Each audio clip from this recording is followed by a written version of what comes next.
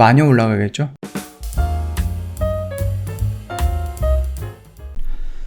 네, 안녕하세요. 허브경제TV 최호영입니다. 오늘 볼 종목은 통신사 관련된 종목을 좀 보도록 하겠습니다. 어저께 그 실적이 좀 나와가지고 확인을 했는데 오늘 리포트들이 다 나왔어요. 여기저기서 다 나왔는데 일단 하나투자증권 리포트가 좀 깔끔하기 때문에 요거 먼저 좀 보도록 할게요.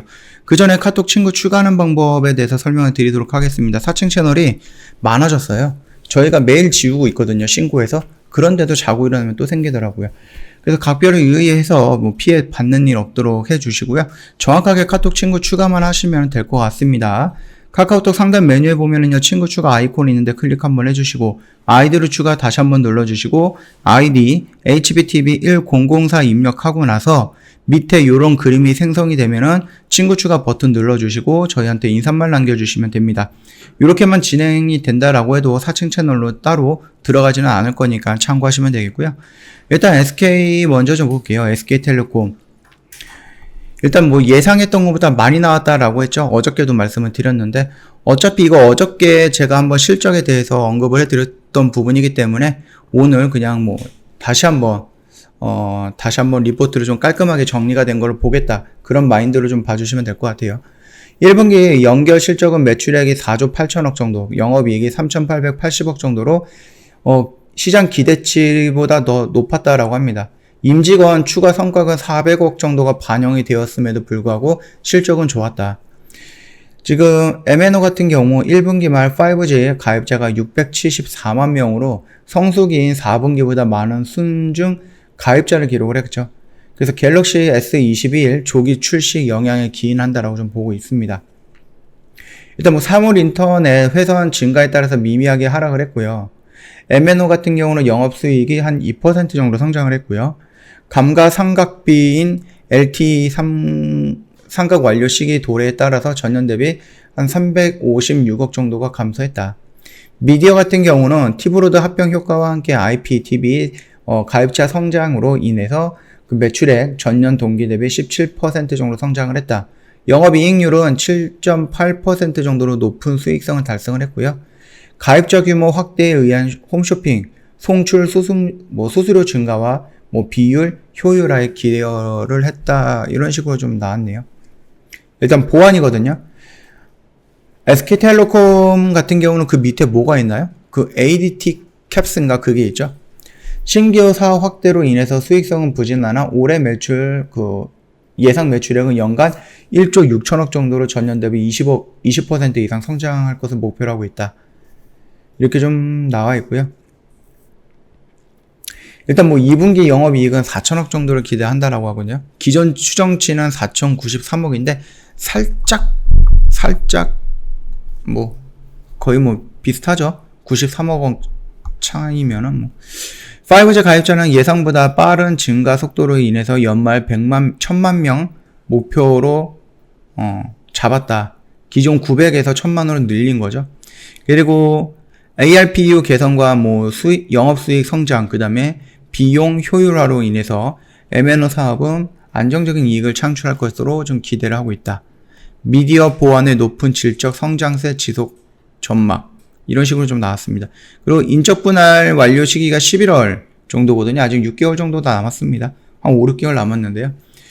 불확실성은 제거가 됐고요. 각 자회사들의 실적 성장에 따라서 밸류에이션을 제대로 받을 수 있을 것이다 라는 판단이 나왔습니다. 목표 주가는 39만원입니다. 지금 31만원이니까 많이 올라가겠죠. 지금 한 30% 정도로 더 올라갈 것이다 라고 좀 보고 있네요. 두 번째는 KT를 좀 볼게요. KT 같은 경우는 1분기 어닝 서프라이즈를 시연을 했다라고 합니다. 1분기 연결 실적은 매출액이 6조예요. 영업이익이 4,442억이고요. 일단은 예상했던 것보다 더 많은 실적을 이뤄냈다라고 하죠. 본업인 유무선 사업 호조 그리고 컨텐츠 자회사 성장에 기인한다라는 부분입니다. 무선 같은 경우는 5G 가입자가 440만 명, SK가 600만 명이 넘었는데 성수기인 4분기와 비슷한 수준 순증 가입자를 기록을 했고요. 이거 역시 갤럭시 S21 조기 출시 영향에 따라서 영향이 좀 받았다라고 좀 보면 될 것 같고요. 이에 따라서 ARPU도 뭐 전분기 대비 0.2% 정도 상승했던 32,003원 기록을 했고요. 서비스 수익 성장에 기여했다. 과거 재고 자산 평가 손실 처리했던 단말 구입 비중 200억대가 뭐 환입되면서 일회성 이익이 발생도 했습니다. 이것도 어느 정도 호재로 작용이 된 것 같죠. 일단 기가 인터넷 가입자 비중은 지속적으로 증가하고 있고요. IPTV 매출도 넷플릭스 제휴 효과가 반영되면서 전년 동기 대비 6.8% 성장을 했고요. 유선 전화 매출 감소가 둔화가 됐거든요. 요즘 유선 전화는 집에서도 잘 안 쓰죠. 이제 그러면 뭐 이제 사업장이라든지 이런 쪽에서 좀 많이 쓰기는 할 것 같아요. 그 B2B 같은 경우는 작년 11월 오프나 용사 IDC 효과로 인해서 AI라든지 아니면 DX 매출이 7.5% 정도 성장을 했다라고 합니다. 콘텐츠 자회사, 뭐, KTH, 뭐, 지니뮤직, 그 다음에 나스미디어 등 매출액이 전년 대비 12% 정도 고성장을 보여줬고요. BC카드는 코로나19 영향으로부터 일부 회복됨에 따라서 전년 대비 5% 정도 성장을 했다. 그래서 그룹사 합산 영업이익이 782억 정도로 전년 대비 6% 정도에 그쳤다라고 합니다.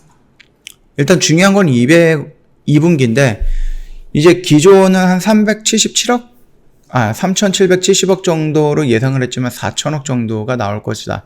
그래서 조금 더 올린 거죠.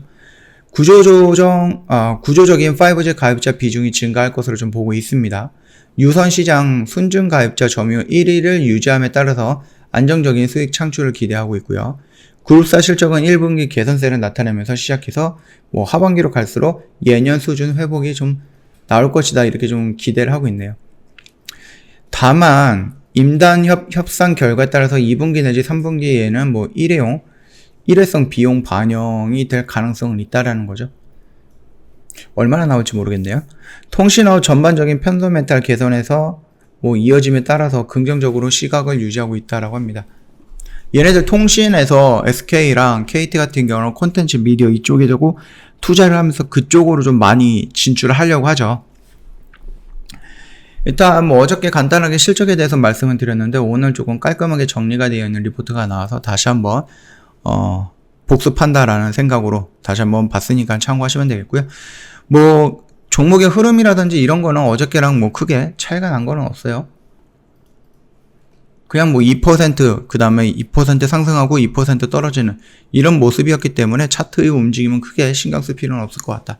이 정도로 좀 정리하고 넘어가도록 하겠습니다. 저희 홈페이지에 오시면은요 이벤트 내용이 있거든요. 스페셜 이벤트예요. 5월은 오직 허브경제TV입니다.